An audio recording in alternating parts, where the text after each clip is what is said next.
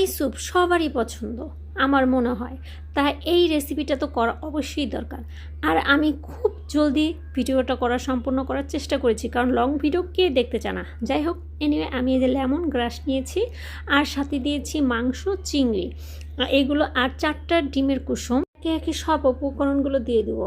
মাংস, চিংড়ি, তারপর মাশরুম, আদা কুচি, টমেটো সস, সয়া সস, তারপর হলুদের গুঁড়া, মরিচের গুঁড়া, আর টেস্টিং সল্ট, আর কর্নফ্লাওয়ারটা গুলিয়ে রেখেছি সেটাকে মিক্সড করে ভালো মতন নেড়েচে 2 চামচ চিনি দিব। তারপরে গুনে গুনে 5 কাপ আমি পানি দিব। পানি দিয়ে তারপর ভালো মতন মিক্সড করে এখানে লেমন গ্রাসটাও দিয়ে দিব লাস্টে। আর এটাকে আমি 10 মিনিট ফুটাবো। 10 মিনিট অল্প আছে ফুটাবো। 10 মিনিট হয়ে গেলে কাঁচামরিচ দিব, ভালো একটা ফ্লেভার আসবে। আর সাথে দিয়ে দিব গোলমরিচ। শেষে দিয়ে দিব আমি লেবুর রস। বাস হয়ে যাবে আমার থাই স্যুপ।